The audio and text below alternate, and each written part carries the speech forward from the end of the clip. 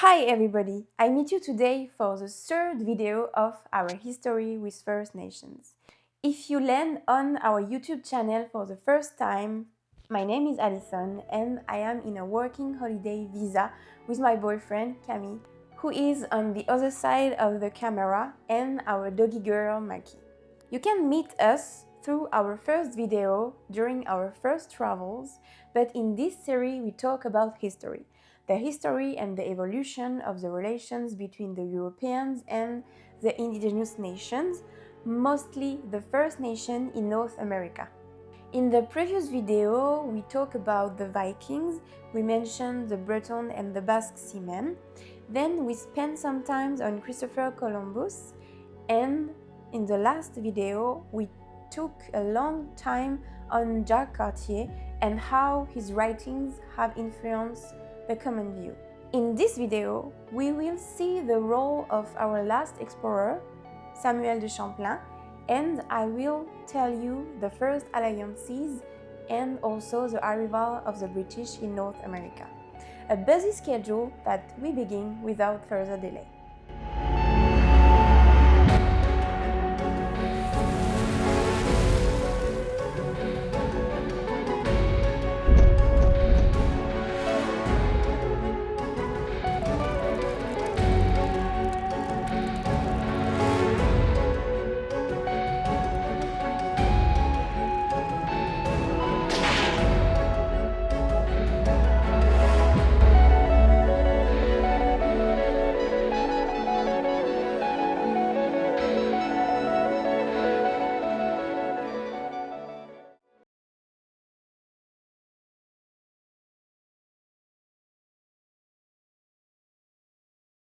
Once more, I will read some passages of Ils étaient l'Amérique, so in English They Were America, from Serge Bouchard and Marie-Christine Lévesque at Lux Edition.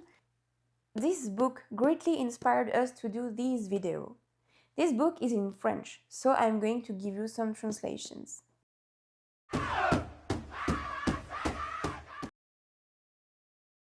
The Iroquoians from Hochelaga's Valley, so renamed Saint Laurent, end up deserting the region, surely disappearing around 1600. During about 60 years, no explorer will be sent by the French crown. However, the cod fishermen, they don't take any vacation. From Saint-Jean-de-Luz, from La Rochelle, from Saint-Malo and from Rouen, the Basques, Normans, Bretons, cod fishers navigate each year in the Gulf and run up more and more the great river up to Tadoussac and beyond. In France, after the death of François I, the kings take turns, but Donnacona's words to François I still resonate, notably about the fur. Companies are building up, get capitalized in order to take advantage of the systematic exploitation of the fur in Canada. First, we use the fishing boat services. These boats are going everywhere. The crews know the Amerindians. Fishermen and Amerindians make exchanges. Friendships are established. We bet on this fact to increase the pelts trade. Soon, the fishermen bring in France and in the Basque country as many fur as codfish. This trade takes a significant extent. Some investors are growing rich by starting their companies. However, to jump into this business, a license from the crown is needed. Yes, the king must have something to win. After 3 travels of Cartier and others, failed colonizations, I see that as a way to leave the work to outsiders, to let them put their money into travel, to let them risk themselves and experience these wild lands. In 1603, it is Aimar de Chaste, a lord, former knight and soldier, who holds this traffic's monopoly. In order to find a suitable place to build a facility for this trade, he sponsors the expedition of François Dupont-Gravé and Samuel de Champlain towards the land which will become the Acadia. On the Amerindian side, the loss of the Iroquoians of the valley will break the balance and reshuffle the cards. These lands are rich. The waters and the forests are full of food, and the great river offers a navigation access more than advantageous. However, the different nations have also understood the importance of this axis for the French and the benefit to exchange with them. And so the valley became very coveted. Enter the scene the Five Nations Iroquois, a confederation of 5 nations whose territories extend east to west from Albany to Niagara Falls. They want to run up northward, take the control of the Great River, of the Great Waterways, and of the Ottawa region. This confederation is constantly in war with another confederation culturally related, the Wendats, also known under the name of huron-wendat, whose country is located in the Georgian Bay. These people were already fighting before the Europeans' arrival, but their conflicts are going to intensify, takes another meanings and other reasons. This war will also drag other nations from both sides of the Great River, including the Algonquin, the Innu, and the Wolastoqey up to the Mi'kmaq. All are going to combine themselves against the 5 Nations Iroquois and form the coalition of the Amerindian nations of the Saint Laurent Valley.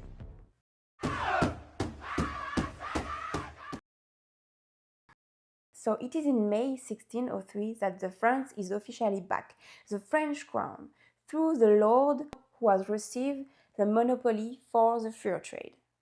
2 men are sent to choose a place and build a facility for this business. They arrive in Tadoussac, a city already well known by the fishermen to trade the precious pelts. These 2 men are François Dupont-Gravé, a veteran of the fur trade on the Great River, from Tadoussac to Trois-Rivières, where he trades since 1590, as well as Samuel de Champlain, explorer, cartographer, royal geographer. His writings will form a sequel to those of Jacques Cartier and, above all, the only reports of New France in the beginning of the 17th century. In Tadoussac, they are in the Innu territory, and they are going to exchange mainly with an important indigenous character, still not a chief because there is no chief, but a guide, a driver, a great pathfinder, named Anada-Bijou. Leur grand sagamo, qui s'appelle Anada-Bijou, nous reçut fort bien selon la coutume du pays et nous fit asseoir auprès de lui. They are going to communicate thanks to 2 young Innu coming back with the French from 10 months of cultural immersion in France. This is how Anada-Bijou and his people will learn that the King of France, Henri IV, is willing to commit himself in a long-term friendship. The French are powerful and could be some precious allies in the war against the Iroquois. Their demand for pelts is unlimited, as their ability to exchange European products for these pelts. The French are also going to meet there the Keshisipirini Algonquin, inhabitants of the Ottawa River, driven by another important figure, Tiswat, also called the Island's One-Eyed, and also some Wolastoqey people are present, because they are part of the nations engaged in the Saint Laurent Valley coalition against the 5 Nations Iroquois. The coalition approves an agreement with France, to which they ensure the exclusivity of the furs coming from their country. On the other hand, the French become military allies in the war of the Algonquin against the Iroquois. This is the first French-Amerindian alliance. No negotiations, no bargainings, no fraud or lands transfer. Rather, a friendly agreement and interest reciprocity. A very unique pact in the annals of the colonization. At the end of the summer, after having endlessly wandering along and across the Great River to find a good place to build a fur trading post, our 2 men go back to France to think about their option.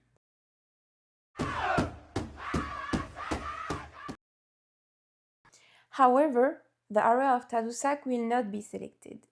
In fact, during the winter, the projects are going to be a little bit disrupted and reshaped, notably because the fur trade monopolies holder, Aimard de Chastes, died and is replaced by Pierre du Gardemont. This man has supported the king in his religious war and see himself granted with the title of regular nobleman of the king's house. But It is by obtaining the first monopoly that he will write his name in the history. It's Champlain who recommended him the territory of the Acadia, finding it more welcoming than the north coast of the Great River, despising its landscapes as his predecessor Jacques Cartier. Thus, from 1604, the French are going to settle in what will become the French Bay in New Scotland. First on the Sainte Croix Island, then in Port Royal. It is the beginning of the Acadia, the first French colony which persevered and managed to settle, not without difficulties, in North America. Acadia comes from the Greek Arcadia, which designates idyllic lands, a paradise. It extends over a part of Quebec, the Maritimes, and the Maine. The settlers developed their own new culture and renamed themselves Acadians to differ themselves from the next settlers. The Micmac, and notably the band of Membertou, a Micmac chief and shaman, will help them. Membertou is generous. He considers the French as his friends. He is very curious. He already possesses a lot of knowledge, but still wants to know more from the French. From 1604 to 1607, the group brought by Pierre du Gademont and Samuel de Champlain include a lawyer, Marc Lescarbot, and an apothecary, Louis Hébert, with whom Membertou will discuss, and who will write positively about the shaman. In addition, he would be very old, because he tells Champlain that he lived the passage of Cartier 64 years earlier, being already married. Membertou really is a colorful character, but most important is to remember that the Acadians and the Micmac are going to coexist peacefully. This is the beginning of about 150 years of alliance. The Micmac will always support the interests of France. They will fight body and soul to defend the fur trading post and the facilities of this kingdom. This is the second French-Indian alliance, which will ensure the France an obvious advantage in the pearl business and in the exploration of America, and this for several generations. In 1607, Pierre du Gademont has to go back to France. His monopoly is revoked, and other persons will go manage the affairs in Acadia. Moreover, from 1607, the history is taking again another big shift in North America. In your opinion, from whom the Micmac had to defend the Acadian and the interest of the French? And yes, it is the beginning of the British presence. We are then at the dawn of 150 years of conflicts between the French and the British in North America. And if the French are associated to the Algonquin with the coalition of the Indigenous Nations of the Saint Laurent Valley, we can easily guess with whom the British are going to associate. And yes, with the coalition of the Five Nation Iroquois. Therefore, we will have a crossed war between Indigenous Nations and the Europeans.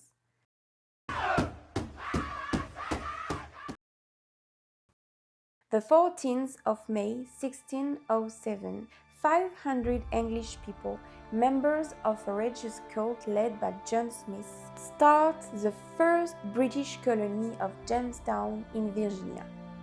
John Smith doesn't ring you a bell, does he? The handsome John Smith from Disney. If he still reminds you nothing, let me continue a bit. These British settlers are on the lands of the Powhatan, the people of the waterfall, cultivating notably corn and tobacco. One day, the Powhatan hunters capture an explorer with the name of John Smith. They bring him to the camp, and the chief decides to kill him. But suddenly, Pocahontas, who in the real story was only 12 years old, pounces on him, begging him to be spared. Si tu veux tuer cet homme, tu devras me tuer d'abord. In reality, it is very likely that John Smith had already romanticized the whole story before the cinema did. Several actions of Pocahontas doesn't seem credible if we look at her age and at the Powhatan sculpture. Whatever, it would have been a strong friendship between them because she often visited Smith. The relations, first peaceful between the Powhatan and the British, evolved very quickly into conflicts. Pocahontas notably served as a pressure tactic, and the British captured her. At this moment, John Smith wasn't in Virginia anymore. Victim of an accident, he had been repatriated in England and announced dead to the Powhatans. Hostage, Pocahontas is made more civilized by the British. She notably learns the language and is converted to the Christianism, renamed Rebecca. Now arrives the good-looking brown-haired guy of the story, John Rolfe, bringing new tobacco seeds to the colony, and he falls deeply in love with a young Powhatan woman. Unlike the second movie, we don't know nothing about the feelings of Pocahontas. She even would have been forced to marry him. In 1616, she was brought to England to be used as propaganda and to show the triumph of the civilization over the savagery. Also to encourage other English to become settlers, because they have nothing to fear about the indigenous. Écoutez, c'est une soirée habillée, monsieur. Juste au ciel.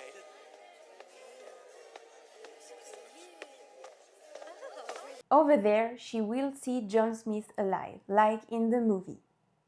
She will fall sick on her way back to America and dies at the age of 22 years old.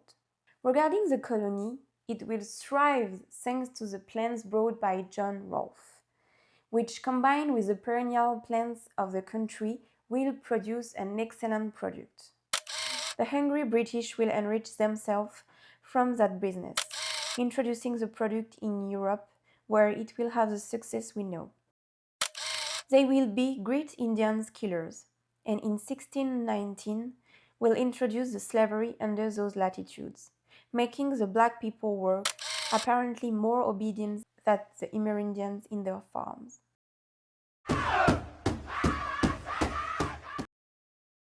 On the French side, Pierre du Gardemont will not going back to America, but he appoints Champlain his lieutenant and send him back in order to build other facilities.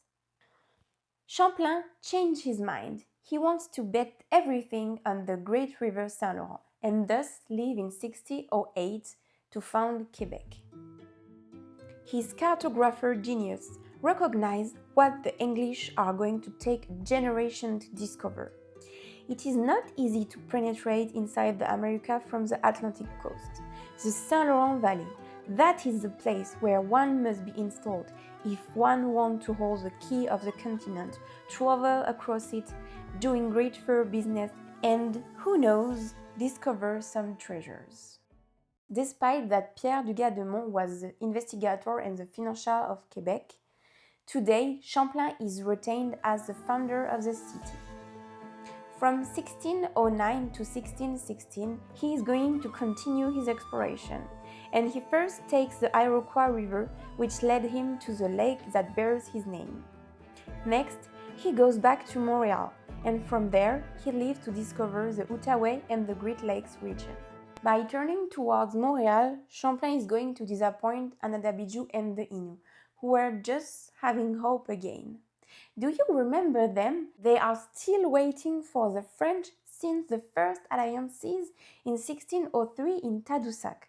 By wanting to move to the Outaouais, Champlain is going to strike against Tessouat, the island's one-eyed, the chief of the Kishipirini Algonquin. Like Donnacona tried to block the progression of Cartier, Tessouat is going to block the progression of Champlain, but in vain. Champlain wants to continue until the Georgian Bay and see the huron-wendat again. The latter have already made a great impression to him. Then, after all his adventure, he devoted himself to the development of Quebec's colony. When Pierre du Gardemont died in 1628, Richelieu takes his place. In his absence, he appoints Champlain as the commander of the New France. Champlain will never be appointed governor, even if he works as one and has the same functions. In 1627, the Franco-English War burst in Europe in the context of the 30 Years' War. The colonies do not escape the conflict starting in Europe. And the British King Charles I sent a fleet of vessels in North America with the goal to seize the New France.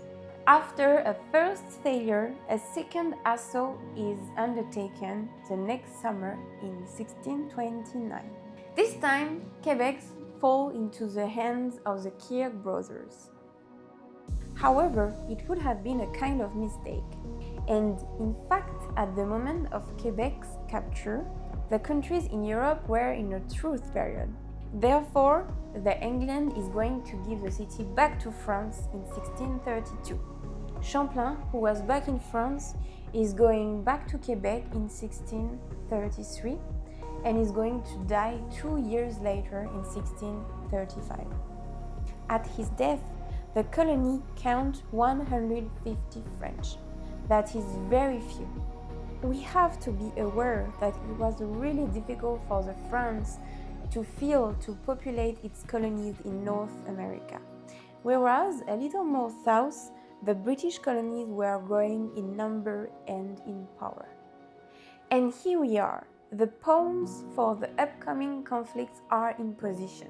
Therefore, we stop here for now. In the next video, we will talk about these conflicts between France and England and the involvement of the Indigenous Nations in this conflict. We will also see the birth of a new nation and the development of those called the Roadrunners. Thank you for watching this video. I hope you like it. I thank Camille, who supervised this record and who will take care about the editing. Thanks to those who are already subscribers and who already follow us. See you soon. Bye!